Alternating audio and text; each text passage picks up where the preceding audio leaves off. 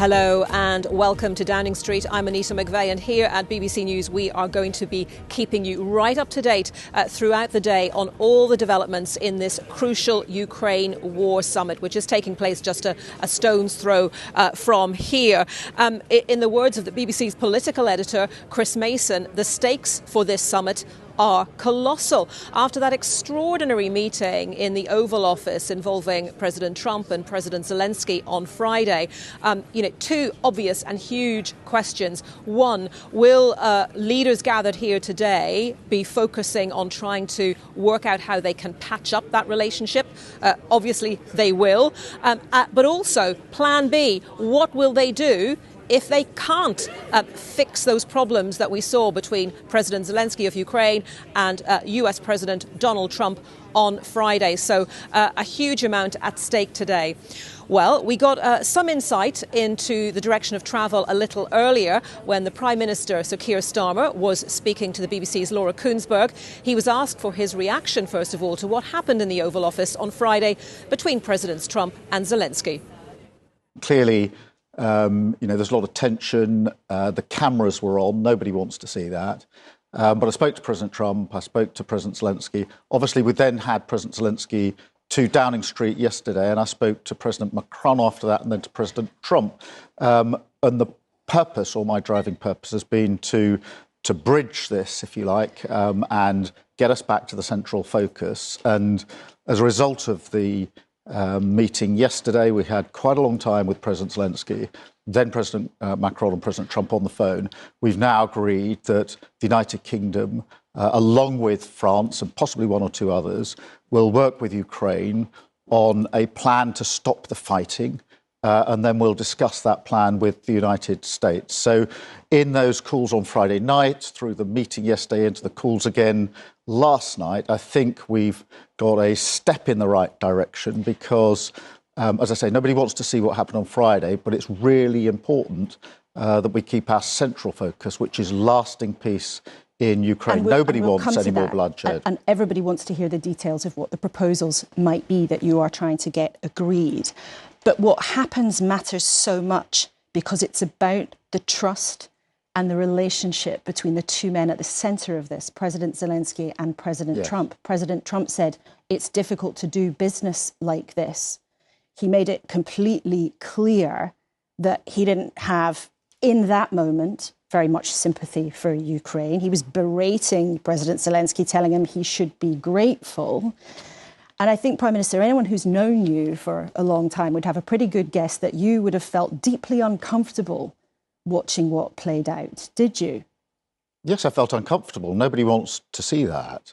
But the important thing is how to react to that. There are a number of different routes people could go down. One is to ramp up the rhetoric as to how outraged we all are or not. The other is to do what I did, which is roll up my sleeves, pick up the phone, talk to President Trump, talk to President Zelensky, then invite President Zelensky for an extensive meeting yesterday, warm welcome, and then further pick up the phone to President Macron and President Trump afterwards, because my reaction was we have to bridge this, we have to find a way that we can all work together, because in the end, we've had 3 years of bloody conflict now. We need to get to that lasting peace. And I have to say, I've spoken to President Trump a number of times. I've met him twice. We had a long session on Thursday. I'm clear in my mind that he does want lasting peace. He does want an end to the fighting in Ukraine. I'm absolutely clear that's what his motive is. I agree with that. President Zelensky agrees with that. I think everybody agrees with that, apart from Putin. And in the end, that remains the central, most important thing, which is why we took a step forward, in my view, last night when we agreed that we would work on a plan for stopping the fighting and then, as it were, discuss that plan with the United States. That's a step forward from where we were on Friday and an important step forward. Sir Keir Starmer, the UK Prime Minister. Well, Kemi Badenoch, the Conservative leader, was also asked what she thinks about Keir Starmer's plan for the UK and France to work with Kyiv to stop the war. I think we need to know, as you say, exactly what that means. Last week, I did ask him, when he talked about putting British troops on the ground, Where was the money coming from? What were the guarantees around that? We certainly shouldn't be doing it on our own. And, looking at the scenes from last week, it's really important that this summit that the Prime Minister is having today goes well. We support him in that.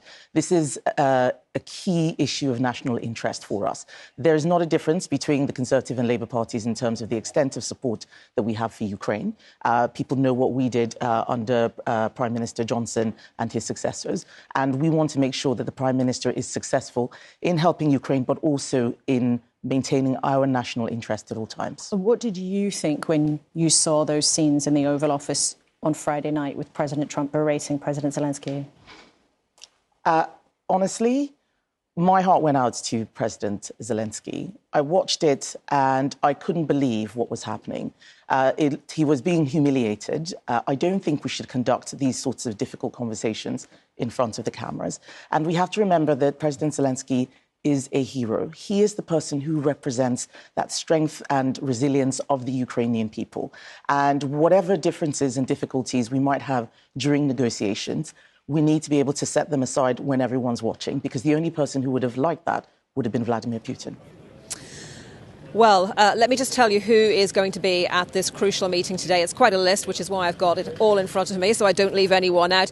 Just to say, first of all, that we are expecting the Italian Prime Minister, Giorgia Meloni, to arrive at Downing Street a little later before heading to that meeting, which is taking place at Lancaster House. So there will be the leaders of Ukraine, France, Germany, Denmark, Italy, the Netherlands, Norway, Poland, Spain, Canada, Finland, Sweden, Czechia and Romania. The Turkish Foreign Minister will be there, the NATO Secretary General Mark Rutte will be there, and the Presidents of the European Commission and the European Council will be there. So it is a huge gathering, hosted, of course, by the UK Prime Minister, Sir Keir Starmer.